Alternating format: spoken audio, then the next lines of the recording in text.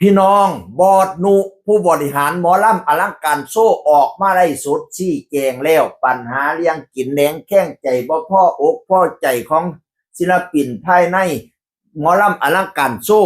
ซึ่งก่อนหน้านี้มันก็มีข่าวดราม่ามีกระแสดราม่าอยู่เนาะบอดนุก็เลยออกมาเคลียร์ทุกประเด็นทุกปัญหาชัดเจนพี่น้องเอ๋ย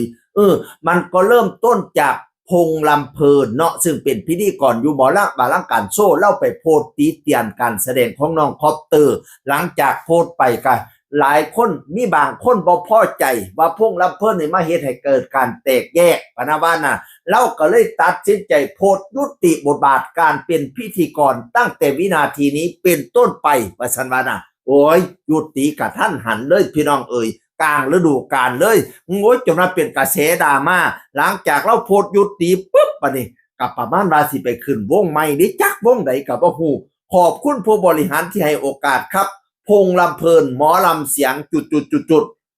เขาก็สงสัยว่าเราสิไปอยู่วงใดเนาะเราสิไปอยู่วงใดเนาะบัดนี้เพจของอาจารย์สันไส้ผู้เป็นกูรูผู้คัดแลทางด้านหมอลำก็บอกมา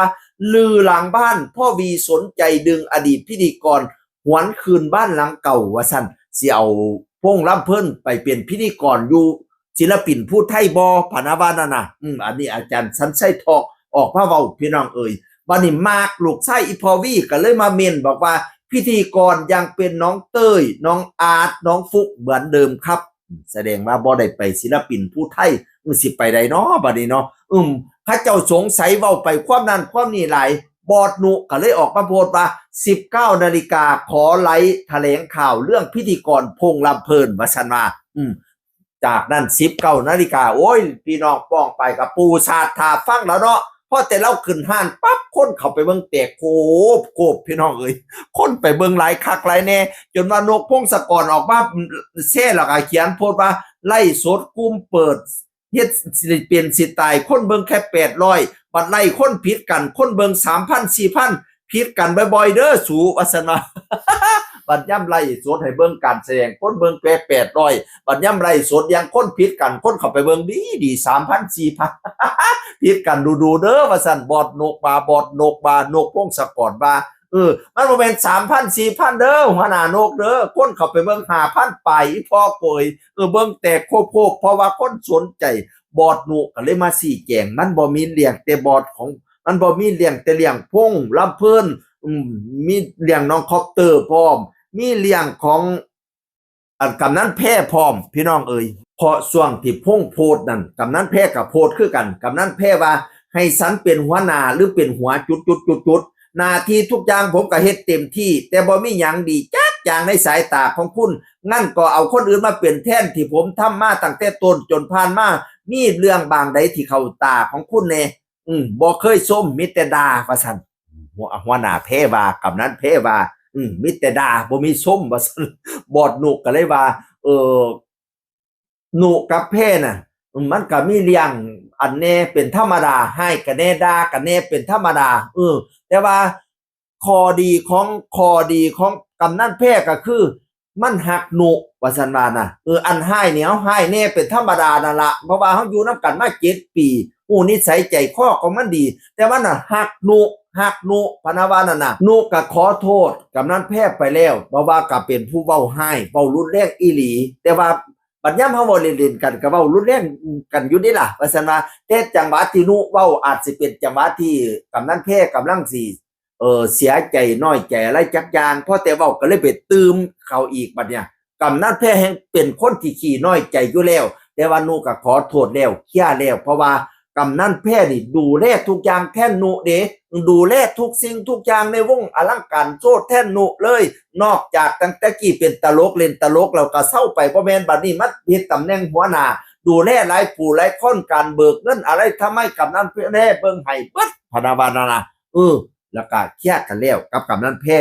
บัดนี้สำหรับพงลำเพิ่นเนาะแล้วก็บอกว่าพงลำเพิ่นนี่เป็นผู้ที่ตั้งใจเฮ็ดการเฮ็ดงานว่าซั่นว่านั่นน่ะ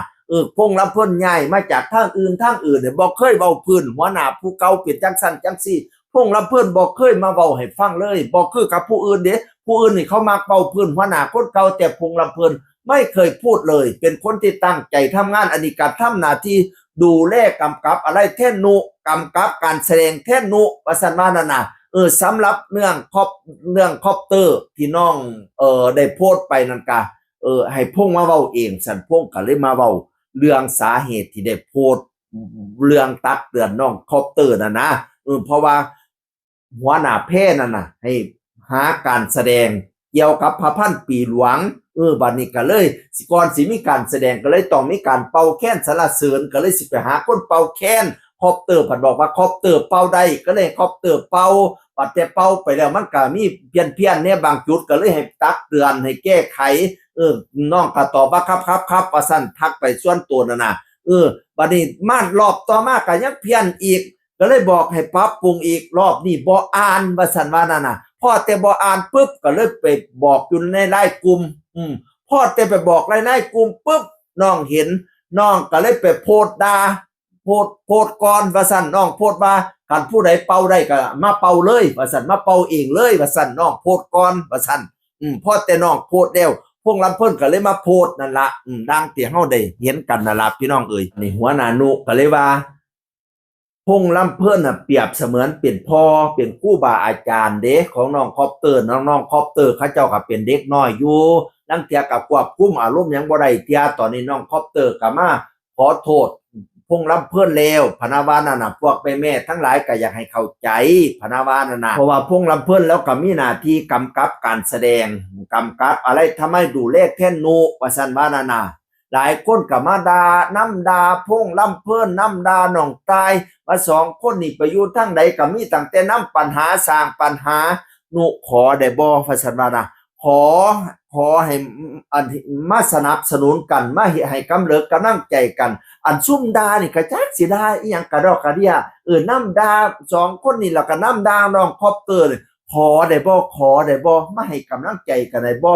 เพิ่นอลังการโซ่นี่มีปัญหานี่นุบ่ได้ว่าสิยุบนุบ่ได้ว่าสิเลิกเฮ็ดเด้ยังเฮ็ดต่อไปพวกลำเพิ่นก็กลับมาเป็นพิธีกรคือเก่าคำนั้นแพทย์ก็มาเป็นหัวหน้าคือเก่าว่าซั่นว่าน่ะเฮาสิพัฒนาไปด้วยกันแล้วก็ขอกำลังใจจากพี่จากน้องแล้วก็เคลียร์ปัญหาทุกอย่างประมาณว่าเป็นตัวประสานให้ทุกคนมีความรู้สึกดีๆต่อกันนั่นแหละพี่น้องเอ๋ยโอ๊ยบอดหนุแล้วเว้าดี40กว่านาทีพี่น้องเอ๋ยซุ่มอยากได้เจ้าอยากฟังเต็มๆไปฟังจากเล่าเด้อไปที่เล่าอันนั้นละไล่สดไว้นั่นล่ะพี่น้องเอ๋ยอันนี้ค่อยสรุปก่อนฮ้อนบ้านป้ามาให้ฟังประมาณนี้สรุปแล้วคือเราเป็นตัวประสานเป็นหัวหน้าเป็นผู้บริหารที่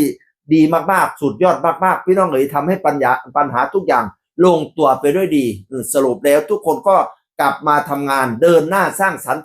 ผลงานให้กับอลังการโชว์ต่อไปเสียงอื่นคนเก่าบอกสู่ฟังสวัสดีครับ